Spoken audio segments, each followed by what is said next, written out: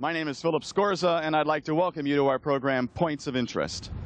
We've taken you to a number of places where our valley's rich history occurred. But one thing we've never done is introduce you to some of the people who have been a part of that history. Today, I would like to introduce you to the Frew family of Newhall. This unassuming building used to house the blacksmith shop. In 1900, Tom Frew's grandfather and grandmother were passing through Newhall in their horse and buggy, and they found out that the blacksmith had died. So for $25 down, Tom Frew's grandfather bought the blacksmith business, and the Frew family has lived in Newhall ever since. I'd like to introduce Tom Frew now. Tom, come on in here, say hi. How are you? Hi, Phil. Thank you for inviting me. Well, thank you for having us. So this building behind us was the family business, the blacksmith shop.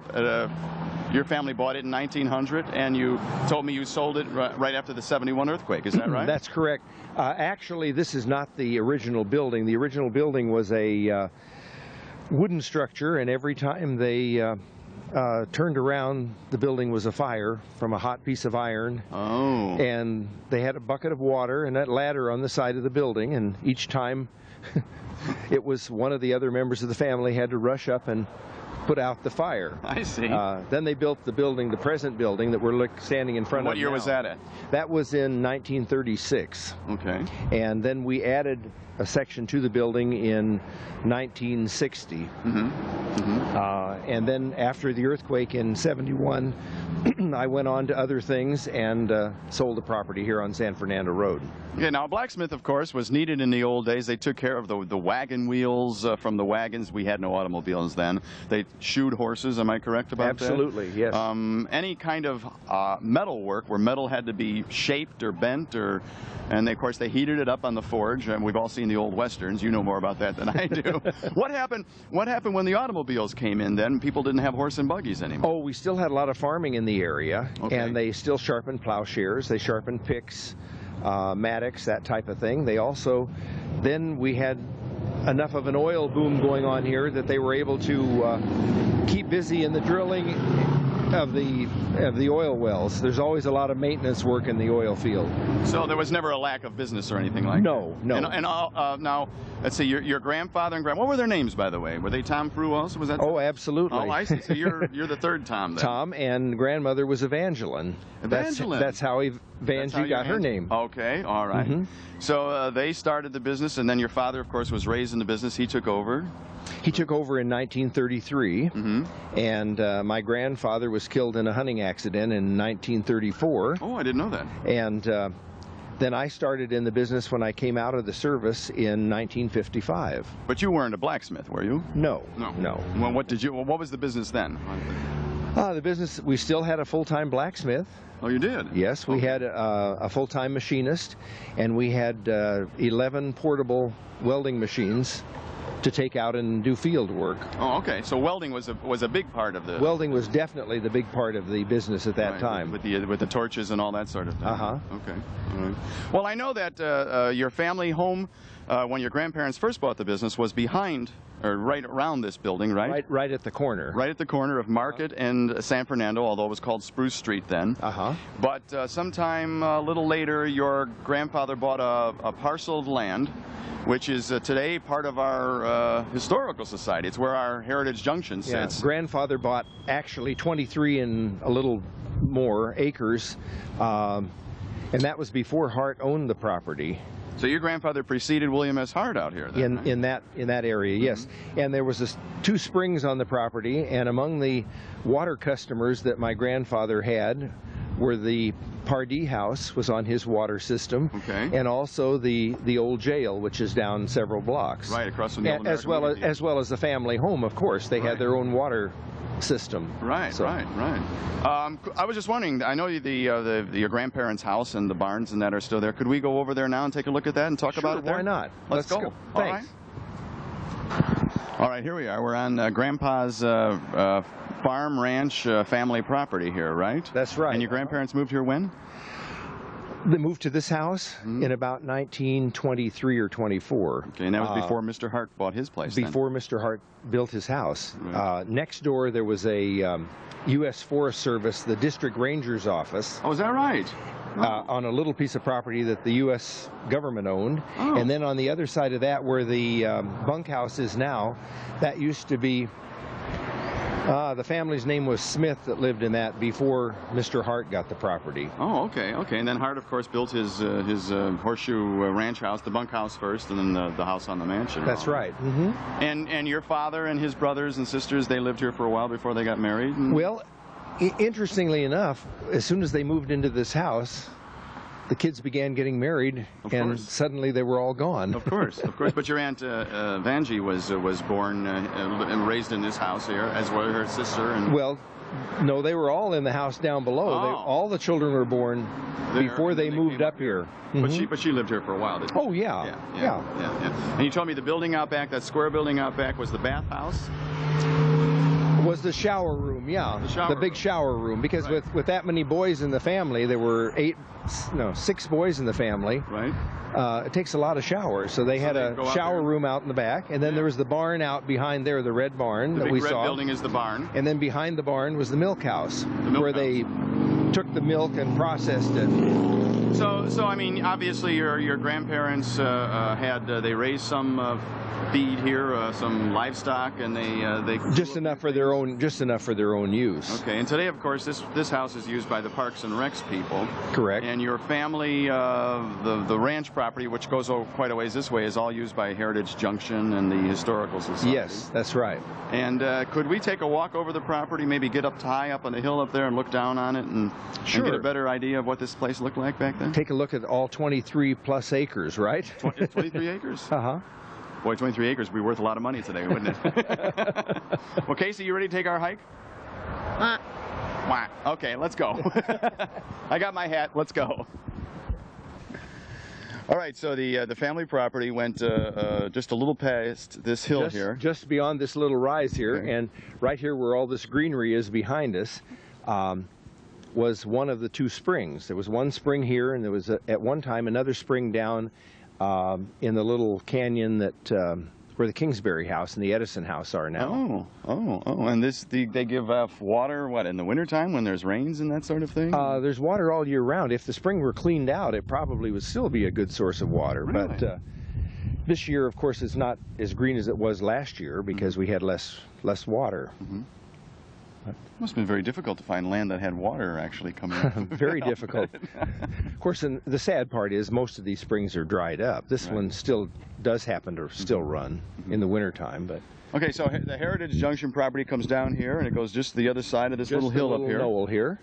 And then county property starts on the other side. That was not the Frew no, family. No. So this is as far south as the property went. Of course, the railroad tracks are right behind us here. That's right. Well, shall we hike on? Sure, let's go. Okay. Come on, Case, hike on. Well, you can see the little tule reeds over here that obviously the water came down that way. Now, this is quite a steep little hill here. I hate riding my bike on it.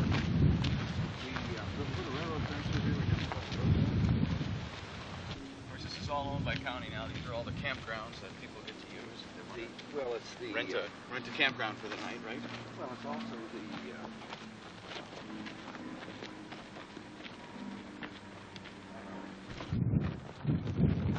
this property down below us here is all part of the Frew Ranch. Grandfather bought this property to keep the boys busy, and they planted eucalyptus trees. This one right in front of me here is the only one that's currently left. There were a whole row of eucalyptus trees in that same row here.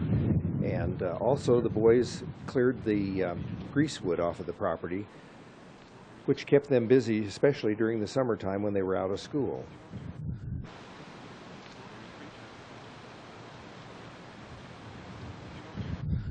All right, so this is one of the trees that your grandfather had his sons plant along this ridge, eucalyptus trees, to mark the property line, correct? That's right. And the other fence line, you see there's a fence post here and it goes down on either side. It was like a huge wedge of pie, with the San Fernando Road being one side of the pie, the railroad track being the other, and then it came to a point up here a little ways from the Hart property. And I was going to say, it's surrounded by the William S. Hart ranch. That's right, yeah. Right.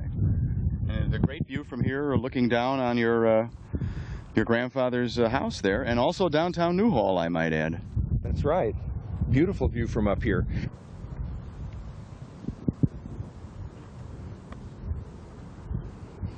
Of course, for four generations now, the Frews have lived in Newhall and given to the community. Yesterday I got a chance to visit with your Aunt Evangeline, your father's younger sister, who's 90 years old, by the way, and she was nice enough to come out to your house, and we got to share some of her memories and look at some photographs with her, and we would like to show you that videotape now. Evangeline Frew, and what was your maiden name? Married name, I'm sorry. My married name, Landis. Okay. This is your nephew. I guess you've met each other by now, haven't you? I remember when. That's right. That's right. You remember when. Okay, so you were Tom's father's sister, younger sister, and you were born in what year? 1906. 1906 in Newhall. No, you told me earlier you were born in Los Angeles. Yes, but I came to Newhall when I was 2 weeks old. Mm-hmm. And on the midnight, well, the train got in about between 12:30 and 1 o'clock. And my mother I was 2 weeks old, and she told them to let her off at Newhall. And the conductor didn't do it, and he took her halfway to Saugus, let her out on the track with a big 10-pound baby and a heavy suitcase. My father had met the train, and it didn't stop, so he went home. No telephones, anything. Right. So my mother was practically in hysterics time. She walked from way down almost to Saugus, home. With a baby and a suitcase? Yes. Well, you should have had words for the Southern Pacific Railroad, I think. In this day and age, you would have. Yes, you're right. In this day and age, you would have. That's right. That's right. But that was my introduction. That was your introduction to Newhall. Tell me a little bit about your parents, because we have two generations of Frews here now. Tell me something about were your parents born back east someplace, or what? Well, my mother was born in Wisconsin. Oh. Her mother was Scottish. She came from Scotland to Canada when she was 4 years old. So your grandmother came to the States when she was 4 years old, then? Yeah, on my mother's side. On your mother's side, yes. My father's parents were both Scottish, and they never left the old country. That was Thomas the McNaughton Frew, that would have been the first. And then some of the family came to the United States. My father came when he was 21 years old. Oh, so your father was born in the old country? Oh, yes. Oh. Okay. And he was trained as a tool maker and a blacksmith, and he worked for a big company in the old country.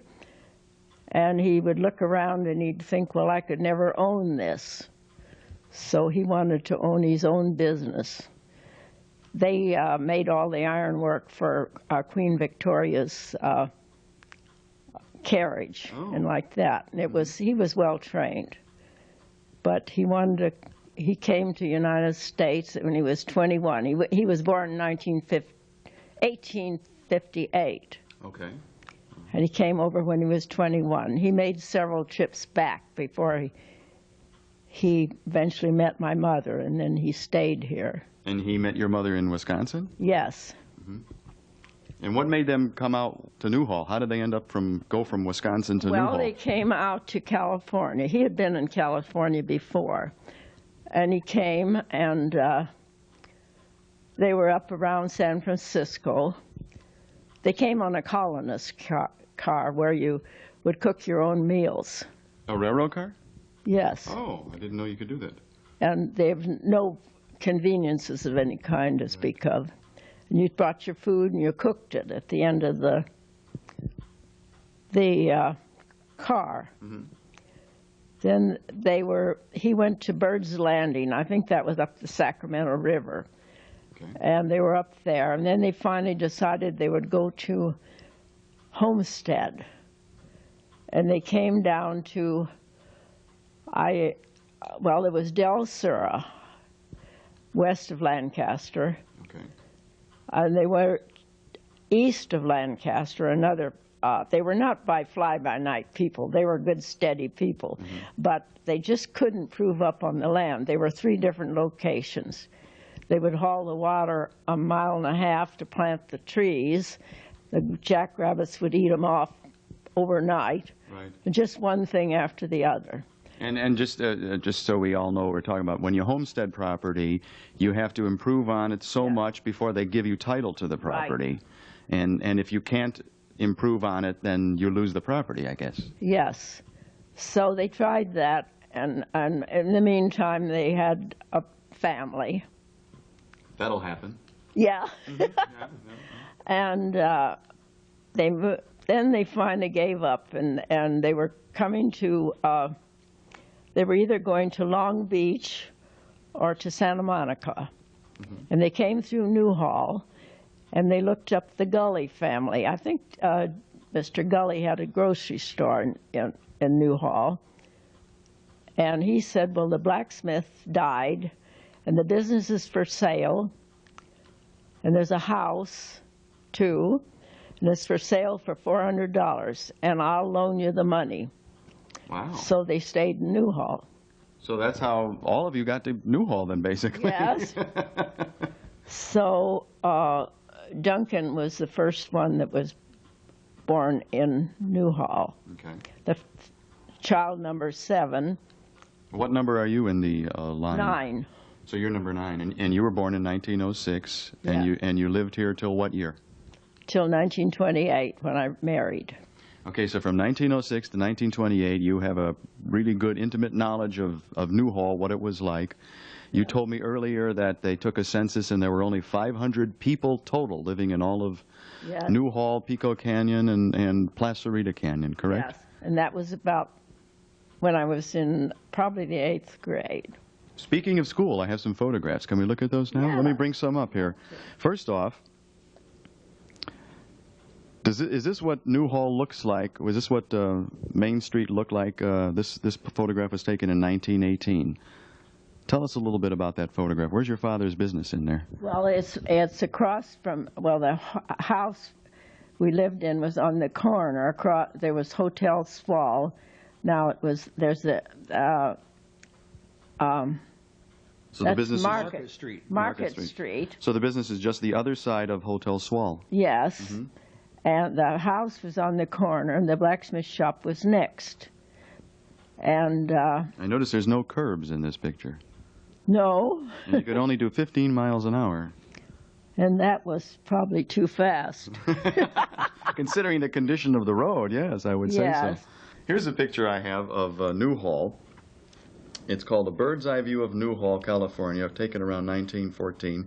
So I guess you would be about 8 years old when this photo was taken. You can see the old train station, which sits on the property where the Newhall hardware store has its garden shop, I believe, outdoor gardens. Oh. Uh-huh. And so this is looking, I guess this is basically looking east, maybe a little southeast. And at that time, Main Street was Railroad Avenue, correct? Yes, it was Railroad Avenue. Didn't you tell me that your father's business was on Spruce Street, which is today San Fernando Road? Right. And he was not on the Main Street? No. No. And then when they moved to Main Street, suddenly your father's property was on Main Street, Yes. right? And when that became the Main Street, and the cars would come there, and the chickens were always getting killed. And when we had chicken dinner, the kids would say, "Did you wring its neck yourself, or did it?" Roadkill. That's what they call roadkill. Yeah. So you ate roadkill. Oh, no, we wouldn't eat it if it was roadkill. Oh, I see. Even if it was still flopping when she grabbed it.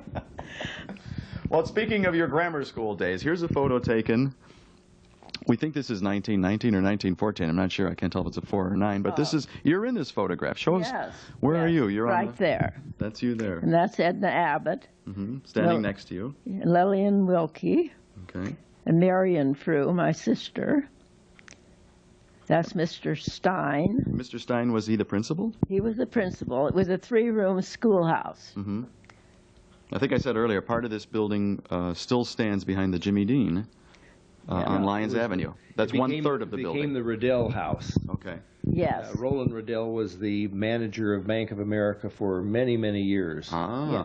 And then the Perukers had one section. And who? I can't. Did Perkins buy one? Perkins probably had Yes. one of them. Okay. This is the school bus that Mr. Dill drove to San Fernando, and he picked up, he came by Newhall. I don't know whether he went to Saugus, but from all the canyons or anybody that wanted to go to high school, they rode this bus. It was a homemade sort of a thing. And we got on at 7 in the morning in Newhall, right across the street from where I lived. And then we came back. We didn't get home till about 5 in the evening. I have another picture here. This was a Old Timers at Newhall homecoming celebration, July 4th, 1936. And these are some of the very first citizens of Newhall in this picture, correct? Yes. There's Mrs. Walton Young. And that's Who's the lady with the, what is this thing on her head? That's the tiara here. That's Gladys Laney's mother. That's Mrs. Thibodeau. Mrs. Thibodeau, okay. And this is Ruby Kellogg. Okay. Her husband was quite prominent, and he lived in Saugus. Who's this lady on the very end in the front row Mrs. there? Gifford. Now, is she the lady that was the, her husband was the agent for the Yes, train station? yes. So they were the first citizens, the actual first citizens of Newhall, I think, according to our records, because that was the first resident, was the station agent. And it was right across the track from where the, would be on the property that Anawalt Lumbers had. Right, that's correct. Right on that corner. So that's Mrs. Gifford. Yes. I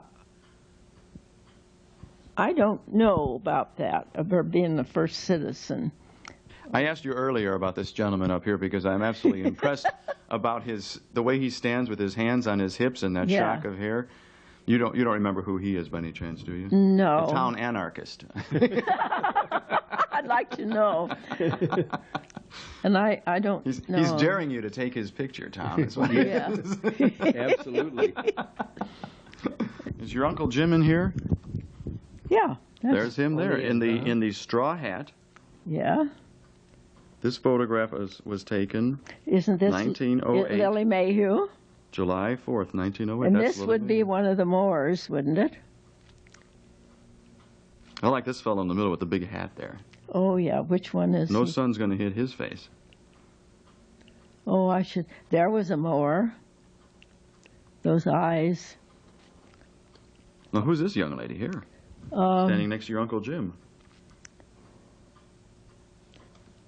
Let's see. I'm sorry, that's not your uncle. That's your brother Jim. Your uncle. My uncle. Yeah. That's Jim. Right. Well, this has been terrific. I really appreciate your coming on our program and sharing some photographs and some memories with us. Well, it was quite a. You know, we made our own fun in Newhall in those days, but what was nice, you weren't afraid. And the hills, well, what would you call them? Back where the church is. Oh, the Arcadia Street Hill. Yes. We would go up there and we'd build our houses, but what they were, we just outlined with rocks.